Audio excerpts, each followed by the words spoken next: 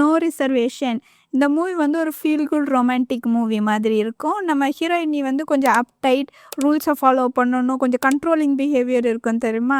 இந்த மாதிரி தான் என் வாழ்க்கை வேணும்னா இந்த மாதிரி தான் இருக்கணும் அப்படின்னு இருப்பாங்க தெரியுமா? அந்த மாதிரி டைப்பு. ஹீரோ வந்து கொஞ்சம் ஈஸி கோயிங்கான டைப்பு, கோ வித் த ஃப்ளோன்னு சொல்லுவாங்க தெரியுமா? அந்த டைப்பு. ஸோ அவங்க 2 பேருக்குள்ளே எப்படி ரொமான்ஸ் இருந்தால் எப்படி கதை இருக்கும் அப்படின்றது தான் இந்த ஸ்டோரி. இது கூடவே வேற ஒரு குழந்தையும் இருக்கும். ஸோ நான் அந்த குழந்தைய பற்றி சொல்கிறேன். நம்ம ஹீரோயினி கிட்ட இருந்தால் முதல்ல கதையை ஆரம்பிப்பாங்க. ஹீரோவும் வந்து செஃப். நம்ம ஹீரோயினி வந்து மாஸ்டர் செஃப் மாதிரி மெனுவை அவள் தான் வந்து டிசைட் பண்ணுவாள். இந்த டிஷ் தான் வரணும், இந்த டிஷ் தான் போடணும் அப்படின்ற மாதிரி. ஸோ அந்த இடத்தையே வந்து அவள் தான் வந்து மெயின்டைன் பண்ணுவாள். அவள் சொல்கிறதான்ற மாதிரி கொஞ்சம் ஒரு பெருமை மாதிரி தான் வச்சுப்பேன். ஏன்னா வந்து ஹெட் ஷெஃபில் நான் தான் வந்து மெயின்டைன் பண்ணுறேன், இதுதான் என் வாழ்க்கை அப்படின்ற மாதிரி வந்து கொஞ்சம் நல்லா சிட்டாகவே பண்ணுவாள். அவளுக்கு பிடிச்ச மாதிரி தான் இருக்கணும் அப்படின்ற மாதிரி தான் இருப்பாள். ஒரு சில கஸ்டமருக்கு அவளோட சாப்பாடு பிடிக்கும், ஒரு சில கஸ்டமருக்கு அவளோட டிஷ் பிடிக்காது.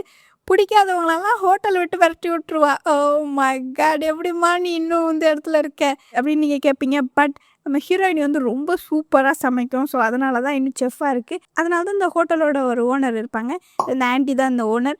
இவங்க வந்து இவளை வந்து தெரப்பியில் சேர்த்து விட்ருப்பாங்க. நீ இந்த மாதிரி இருக்கக்கூடாதுமா அப்படின்னு சொல்லிட்டு நம்ம ஹீரோயினியும் தெரப்பி போவோம். அடிக்கடி இந்த தெரப்பிக்கு போய் அட்வைஸ்லாம் கேட்கும், அவளோட லைஃப்பில் வந்து என்ன பண்ணுறதுன்னு முடிவு எடுக்க முடியாமல் இருந்தால்.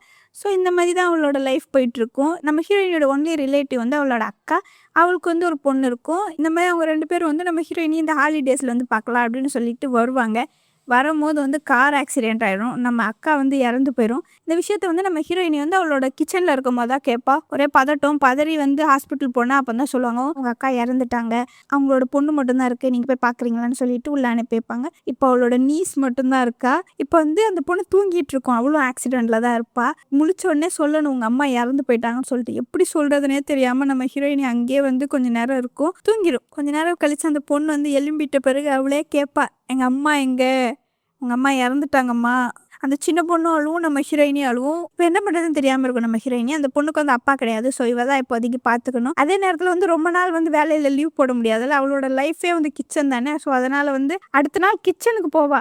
கிச்சனில் வந்து ஹெட் ஷெஃப் இல்லாமல் எல்லாருமே கொஞ்சம் தடுமாறிட்டு இருப்பாங்க. ஆனால் இந்த பொண்ணு வந்தோடனே எல்லாரும் ஷாக் ஆவாங்க, என்ன உங்கள் அக்கா இறந்த பேருக்கு உடனே வந்திருக்கு அப்படின்னு சொல்லிட்டு. வந்துட்ட பிறகு அவளோட மேஜிக்கே இருக்காது. சமைக்கிறது, எல்லாருக்கும் என்ன பண்ணுறது அப்படின்னு அந்த டேரக்ஷன் சொல்கிறது எல்லாமே வந்து கொஞ்சம் வித்தியாசமாக இருக்கும். ஒரு மாதிரி ரொம்ப சோகமாக இருப்பாள். இந்த நேரத்தில் தான் அவளோட அக்காவோட லெட்டரையும் படிப்பா. அவங்க அக்கா வந்து லெட்டர் எழுதி வச்சிருப்பாங்க முன்னாடியே. இந்த மாதிரி இந்த கார் ஆக்சிடென்ட் நடக்கிறதுக்கு முன்னாடியே எழுதி வச்சிருப்பாங்க.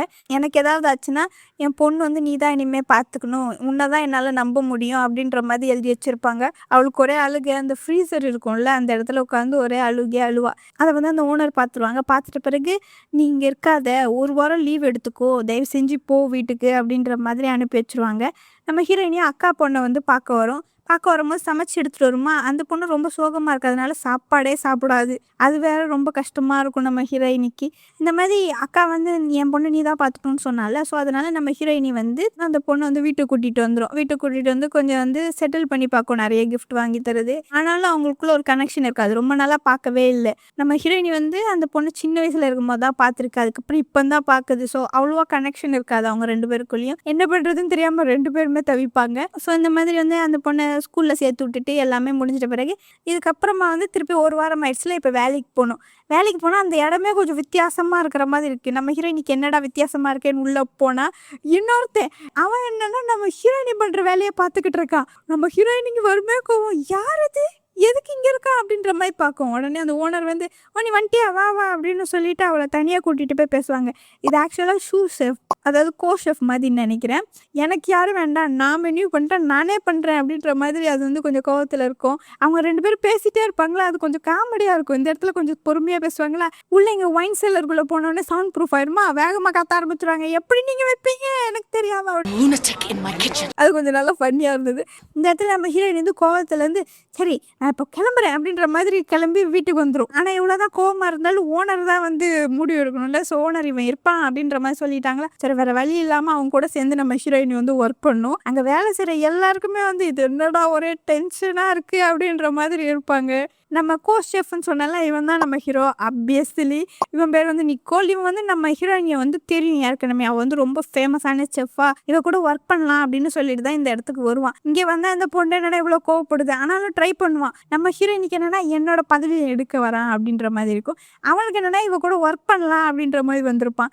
ஸோ அது வந்து ரொம்ப டென்ஷனாக இருக்கும். இந்த மாதிரியே போயிட்டுருக்கும்போது நம்ம ஹீரோவுக்கு வந்து கொஞ்சம் ஒரு மாதிரி ஆயிரும். ஏன்னா ரொம்ப ட்ரை பண்ணாலும் அந்த பொண்ணு கொஞ்சம் கூட இவன்ட்ட பேசவே பேசாதா. ஸோ ஹீரோ வந்து இந்த மாதிரி மோசமான அட்மாஸ்பியரில் ஏன் நான் ஒர்க் பண்ணணும் அப்படின்னு சொல்லிட்டு நம்ம ஹீரோயின்கிட்ட போய் பேசுவான். இவங்களுக்கும் செம்ம கெமிஸ்ட்ரிங்க. லைவ் 2 பேரும் ஒன்றா நின்னாலே எனக்கு வந்து டென்ஷன் அப்படின்ற மாதிரி தான் இருந்தது. ஸோ அந்த மாதிரி பேசும்போது சொல்லுவான், இங்கே பாருங்க நான் இந்த இடத்துல இருக்கணும்னு எனக்கு அவசியம் கிடையாது. நீங்கள் இந்த மாதிரி தான் பிஹேவ் பண்ணுறீங்கன்னா நான் வேலையை விட்டு உடனே போகிறேன் அப்படின்னு சொல்லுவானா. நம்ம ஹீரோயின் எதுவுமே பேசாமலே இருக்குமா, சரி அப்போ நான் கிளம்புறேன் அப்படின்னு சொல்லிட்டு கிளம்புவானா. ஓனர் வந்து எங்கே போறீங்க, நில்லுங்க போகாதீங்க அப்படின்ற மாதிரி ஓனர் சொல்லுமா. அவன் உடனே இல்லை நம்ம ஹீரோயின் அவள் சொன்னாதான் நான் இங்கே இருப்பேன் அப்படின்ற மாதிரி அவன் சொல்லுவானா. இதெல்லாம் நடு கிச்சனில் வந்து சண்டை போடுவாங்களா, வேலை செய்கிற எல்லாரும் பார்ப்பாங்க இது என்னடா நடக்குது அப்படின்ற மாதிரி. ஸோ அதனால் நம்ம ஹீரோயினி வந்து ஓகே நீ என் கூடயே ஒர்க் பண்ணலாம், ஐம் சாரி என் கூட ஒர்க் பண்ணுங்க அப்படின்ற மாதிரி சொல்லிடும். நம்ம ஹீரோவும் ஓகே அப்படின்னு சொல்லிட்டு 2 பேரும் திருப்பி ஒர்க் பண்ண ஆரம்பிப்பாங்க. இந்த மாதிரி போயிட்டு இருக்கும்போது நம்ம ஹீரோயினியும் அக்கா பொண்ணையும் காமிப்பாங்க. அவளுக்கு வந்து வீட்டில் தானே இருப்பா, ஸோ தனியாக விடக்கூடாது அப்படின்னு சொல்லிட்டு ஒரு பேபி சிட்டர் வந்து வைப்பா. அந்த பேபி சிட்டர் பொண்ணுன்னா ரொம்ப மோசமாக இருக்குமா. ஸோ அதனால் சரி என்ன பண்ணுறதுன்னு தெரியாமல் அவளை வந்து வேலைக்கு கூட்டிகிட்டு வந்துடுவாள் ரெஸ்டாரண்ட்டுக்கு. அங்கே வந்து அங்கே இருக்கிற எல்லாருமே ஒரு ஆச்சரியப்படுவாங்க, என்னடா ஹீரோயின் ஒரு பொண்ணு வச்சிருக்கே அப்படின்ற மாதிரி சொல்லிட்டு. அந்த பொண்ணு அங்கே இருக்கும் போது வந்து பக்கத்தில் அவளோட ஃப்ரெண்டுகிட்ட சொல்லுவோம் நம்ம ஹீரோயினி. அவள் வந்து சாப்பிடவே மாட்டேன்றா, நான் என்ன செஞ்சு கொடுத்தாலும் சாப்பிட மாட்டேன்றா, என்ன பண்ணுறதுனே தெரியல. இதெல்லாம் நம்ம ஹீரோ கேட்டுருவான். ஹீரோ கேட்ட பிறகு சரி இந்த பொண்ணு சாப்பிட மாட்டேன்டா அப்படின்னு சொல்லிட்டு அவன் என்னன்னா ஒரு பாஸ்தா செஞ்சுட்டு அந்த பொண்ணு பக்கத்தில் உட்காந்துட்டு அவன் சாப்பிட ஆரம்பிச்சிருவான். அவளுக்கு எதுவுமே தரமாட்டான். சாப்பிடும்போது வா ரொம்ப சூப்பராக இருக்கு அப்படின்ற மாதிரி சாப்பிடுவானா. அந்த பொண்ணுக்கு வந்து வா ரொம்ப சூப்பராக இருக்கு போல, நான் கூட ஒரு வாய் வாங்கலாம், ஆனால் எப்படி கேட்கறதுன்னு தெரியாமல் தவிச்சிட்டு இருக்குமா. உடனே அவன் வந்து அந்த பொண்ணு கையில் கொடுத்துட்டு நான் எனக்கு வேலை செய்யணும்னு இதை பிடிச்சிட்டு அப்படின்னு சொல்லிட்டு வேகமாக போய் வேலை செய்ய போயிடுவானா. இந்த பாஸ்தா வேற கையில் இருக்குமா, சரி யாரும் பார்க்கல அப்படின்னு சொல்லிட்டு அந்த பொண்ணு எடுத்து சாப்பிட ஆரம்பிச்சிடும். நம்ம ஹீரோயின் அந்த நேரத்தில் தான் வருமா. வரும்போது பார்க்கும் அவள் சாப்பிட்றது பார்த்தோன்னே அவளுக்கு ஒரே சந்தோஷமாயிரும். இந்த ஹீரோ தான் பண்ணா அப்படின்னு தெரிஞ்ச உடனே அவனுக்கு தேங்க்ஸ் சொல்லு, ரொம்ப தேங்க்யூ, ரொம்ப நாள் சாப்பிடாமலே இருந்தா, அவனு அதெல்லாம் ஒரு பிரச்சனையும் இல்லை எனக்கு அப்படின்ற மாதிரி முடிச்சிருவாங்க. குழந்தைங்க கூட நல்லா பிஹேவ் பண்ணுறாங்க, குட் பாயிண்ட்ஸ். ஸோ இந்த மாதிரியே போயிட்டு இருக்கும்போது வந்து நம்ம ஹீரோயினோட ஃப்ரெண்ட் இருக்கு தெரியுமா, அந்த பொண்ணு வந்து ப்ரெக்னெண்ட்டாக இருக்கும். ஒரு மத்தியான டைம் போல் வாட்டர் பிரேக் ஆயிருமா. நம்ம ஹீரோயினி தான் அந்த நேரத்தில் ஹோட்டலில் இருக்குமா. ஸோ அதனால் அது வந்து ஆம்புலன்ஸை கூப்பிட்டு டெலிவரி பண்ணுற வரையும் அனுப்பி வச்சிருமா. அந்த மாதிரி அங்கே இருந்ததுனால இந்த அக்கா பொண்ணை கூப்பிட்றதுக்கு வந்து லேட் ஆயிரும் ஸ்கூல்லேருந்து. அவள் வந்து ரொம்ப நேரம் அங்கேயே உட்காந்துருப்பாளா. நம்ம ஹீரோயினி வந்து வேகமாக போய் சாரி அந்த மாதிரி சொல்ல வரும்போது வந்து அந்த பொண்ணு நிறுத்தி, நீ என்னை மறந்துட்ட தானே, மறக்கலன்னு சொல்லலை, அந்த நிறைய வேலை இருந்ததுமா, வேலை இருந்ததுன்னா என்ன நீ மறந்துட்ட தானே. அந்த பொண்ணுக்கு கோவம் வந்துருமா. ஸோ என்ன பண்ணுறதுன்னு தெரியாமல் நம்ம ஹீரோயின் வந்து வீட்டுக்கு வந்தோடனே சாரி கேட்கும். அப்போ நம்ம ஹீரோயின் வந்து சாரி கேட்கும் போது சொல்லும், நான் உனக்கு ஒரு விஷ் தரேன், அதுக்கு பதிலாக நீ என்னை மன்னிச்சிரு அப்படின்ற மாதிரி சொல்லுமா. அந்த பொண்ணு அப்போ நான் ஒரு விஷ் கேட்கலாமா, கேட்கலாம், சரி நான் கொஞ்சம் நேரம் கழிச்சு கேட்குறேன் அப்படின்ற மாதிரி வந்து அந்த விஷ் வச்சுருக்கோம். இந்த மாதிரியே போயிட்டு இருக்கும்போது அந்த பொண்ணு வந்து எப்போவுமே நம்ம ஹீரோயினி வந்து ஹோட்டலுக்கு கூட்டிகிட்டு வந்துடும். ஸோ இந்த மாதிரி கூட்டிகிட்டு வரும்போது ஹீரோவும் அந்த பொண்ணு வந்து நல்லா வந்து என்ஜாய் பண்ண ஆரம்பிச்சிருவாங்க. எப்படி காய்கறிக்கு தோல் பிரிக்கிறது, எந்த காய்கறியை வச்சுக்கணும், எந்த காய்கறியை தூக்கி போடணும் அப்படின்ற மாதிரிலாம் வந்து சொல்லி தருவானா. அதெல்லாம் அந்த பொண்ணுக்கு ரொம்ப பிடிக்க ஆரம்பிச்சிடும். இந்த மாதிரி ஆனால் ராத்திரி ஹோட்டல் கூட்டிகிட்டு வர்றதுனால வந்து அவளால் ராத்திரி தூங்க முடியாது நம்ம பொண்ணால். அதனால் வந்து ஸ்கூலில் போய் தூங்க ஆரம்பிச்சிருவான். அங்கே போய் தூங்க ஆரம்பிச்சா டீச்சர்ஸ்லாம் வந்து இந்த பொண்ணு என்ன இப்படி தூங்குது அப்படின்னு சொல்லிட்டு அவட்ட கேட்பாங்களா. அவள் வந்து நான் வந்து ஹோட்டலில் ராத்திரி ஒர்க் பண்ணுறேன், சைல்ட் லேபரா அப்படின்னு அவங்க பயப்பட ஆரம்பிச்சிருவாங்க. அதனால நம்ம ஹீரோயினை கூப்பிட்டு, இந்த பாருங்க இந்த மாதிரிலாம் பசங்களை ஒர்க் பண்ண வைக்கக்கூடாது, ஸோ இந்த மாதிரி கூட்டிகிட்டு போகாதீங்க இனிமே அப்படின்ற மாதிரி சொல்லிடுவாங்க. இந்த மாதிரி நியூஸ் வந்துச்சுன்னா சிபிஎஸ்ஸை தான் கூப்பிடுவோம் அடுத்தது அப்படின்ற மாதிரி சொல்லுவாங்களா. அப்படிலாம் ஒன்று வேண்டாம் அப்படின்னு சொல்லிட்டு நம்ம ஹீரோயினி வந்து அந்த பொண்ணுகிட்ட போய் சொல்லுவோம், இங்கே பாருமா இனிமேல் உன்னை வந்து என்னால் ஹோட்டல் கூட்டிகிட்டு போக முடியாது, அந்த இடத்துல வந்தால் நீ தூங்க மாட்டேன்ற ராத்திரி அப்படின்ற மாதிரி சொல்லுமா. நீ எப்போவுமே இப்படி தான் சொல்கிற, நீ ஒன்றே அம்மா கிடையாது அப்படின்ற மாதிரி சொல்லிட்டு வேகமாக ஓட ஆரம்பிச்சிடும். அது வந்து ஓடும் போது வேற கார் முன்னாடி ஓடுமா. நம்ம ஹீரோயினிக்கு ரொம்ப பயமாயிரும். ஐயோ அக்கா வேற காரில் தான் இருந்தா, அக்கா பொண்ணும் காரில் இறந்துருச்சுன்னா பின்னாடியே பயந்துட்டே போவான். ஆனாலும் வந்து இனிமேல் என் பின்னாடி வராது அப்படின்ற மாதிரி சொல்லிட்டு நேராக அவள் வீட்டுக்கு ஓடி போயிடும் அந்த சின்ன பொண்ணு. நம்ம ஹீரோயினியும் வந்து சாரி கேட்கும். அந்த விஷயம் வந்து இப்போ கேட்கும் அந்த சின்ன பொண்ணு. அந்த கொஞ்ச நாளாக ஹோட்டல் போக முடியாமல் இருக்குதுல்ல, ஸோ அதனால் ஹீரோவை பார்க்க முடியாமல் இருக்கும் அந்த சின்ன பொண்ணு. ஸோ அதனால் வந்து நானும் ஹீரோ வந்து உங்களோட கிச்சனில் சமைக்கணும் அப்படின்ற மாதிரி விஷ் கேட்கும். ஓகே அப்போ அதான் உன் விஷயம்னா அதையே செய்யலாம் அப்படின்ற மாதிரி நம்ம ஹீரோ வந்து வீட்டுக்கு கூப்பிடும். நம்ம ஹீரோயினி நம்ம ஹீரோ வீட்டுக்கு வரும்போது நல்லா எல்லாத்தையும் தூக்கிட்டு வந்துடுவான், அவனோட பொருள் எல்லாத்தையும் தூக்கிட்டு வந்து நம்ம ஹீரோ ஹீரோவும் நம்ம ஜோயும் வந்து நல்லா சமைக்க ஆரம்பிப்பாங்க. ஹீரோயினி வந்து கிச்சனுக்குள்ள வரக்கூடாது. இது வந்து அவங்களோட ஏரியா இப்போ. ஸோ வந்து ஹீரோயினிய வந்து பெட்ரூம்ல விரட்டி விட்டுட்டு அவங்க 2 பேரும் பீட்சா பண்ணுவாங்க. ஒரு இடத்துல வந்து செட் பண்ணி வச்சிருப்பாங்க. டின்னர் டேபிள் மாதிரி செட் பண்ணி நம்ம ஹீரோயினிய கூட்டிட்டு வந்துட்டு கொஞ்சம் நல்லா ஒரு ஃபேமிலி மாதிரி உட்காந்து சாப்பிட்டுட்டு இருந்தாங்க. பொண்ணும் அப்பாவும் சமைச்சுட்டு அம்மா வந்து கூட வந்து சாப்பிட்ட மாதிரி இருந்தது. அது கொஞ்சம் ஜாலியா வந்து அவங்க என்ஜாய் பண்ணி சாப்பிட்டுட்டு நல்லா கேம்லாம் விளையாண்டுட்டு அந்த மாதிரி போயிட்டுருக்கும்போது ஜோய் வந்து சின்ன பொண்ணுல்ல ராத்திரி ஆனோடனே தூக்கம் வந்துடும் தூங்கிடும். ஸோ இதுக்கப்புறம் ஹீரோவும் ஹீரோயினி மட்டும் தானே இருக்காங்க. அவங்க நல்லா கேண்டில் லைட்லாம் ஏற்றி வச்சிருப்பாங்களா அது நல்லா ரொமான்டிக்காக இருக்கும். இந்த நேரத்தில் தான் நம்ம ஹீரோயினி வந்து மூடு கொஞ்சம் நல்லா இருக்கே அப்படின்னு சொல்லிட்டு கிஸ் பண்ண வரும். அவன் என்னன்னா கிஸ் பண்ணாமல் கிளம்பி போயிடுவான். இது நம்ம ஹீரோவை பற்றி சொன்னது நம்ம ஈஸி கோயிங் எப்போவுமே அப்படின்னு சொல்லிட்டு அவனுக்கு இன்னொன்று இருக்குது. அவனுக்கு வந்து ஏதாவது ஒன்றுனா ஒரு பிரச்சனை வந்துச்சுன்னா கிட்டத்தட்ட ஓடி போகிற மாதிரி அதுதான் அவன். Good night. Oh my god brother brother brother is escaping. அவன் எஸ்கேப் ஆகி போயிடுவான். நம்ம ஹீரோயினி சரி ஓகே அப்படின்ற மாதிரி விட்டுரும். அதுக்கப்புறமா வந்து அடுத்த நாள் வந்து ஜோய் வந்து எப்போ வீட்டில் தானே இப்போ விட்டுட்டு போகிறா. பேபி சிட்டர் இருக்க மாட்டாங்க. ஸோ அதனால் வந்து கீழே வந்து ஒரு நெய்பர் இருப்பார். அவர்கிட்ட போய் ஹெல்ப் கேட்கும். இங்கே பாருங்கள் மேலே வந்து ஜோய் இருக்கா அவளை கொஞ்சம் பார்த்துக்கிறீங்களா அப்படின்ற மாதிரி சொல்லிட்டு போவா. அவரும் சரி நான் பார்த்துக்கிறேன் அப்படின்னு சொல்லிடுவாரா. இப்படி வேலையை முடிச்சுட்டு ஜோவியை பார்க்கலாம் அப்படின்னு சொல்லிட்டு ஹீரோவும் ஹீரோயினி கூட அப்படி வருவான். இன்னொருத்த வீட்டில் இருந்தோடனே நம்ம ஹீரோவுக்கு வந்து இது என்னடா நம்ம விட்டா போயிரும் போல அப்படின்னு சொல்லிட்டு அவன் உடனே கிஸ் பண்ணிடுவான் நம்ம ஹீரோயினியை. கடைசியில் இது அப்பமே பண்ணியிருக்கலாமேடா நீ. நம்ம ஹீரோயினியும் ஓகே அப்போ நம்ம டேட் பண்ணுறோம் அப்படின்ற மாதிரி டேட் பண்ண ஆரம்பிச்சிருவாங்க அவங்க 2 பேரும். ஸோ அவங்க ஆக்சுவலாகவே ஒரு ஃபேமிலி மாதிரி தான் அவங்க இருப்பாங்க. லைக் வெளியே போகிறது டேட் போகிறது நம்ம ஜோயை கூட்டிகிட்டு போகிறது அது நல்ல ஒரு ஃபேமிலி மாதிரி ஜாலியாக என்ஜாய் பண்ணிட்டு இருப்பாங்க.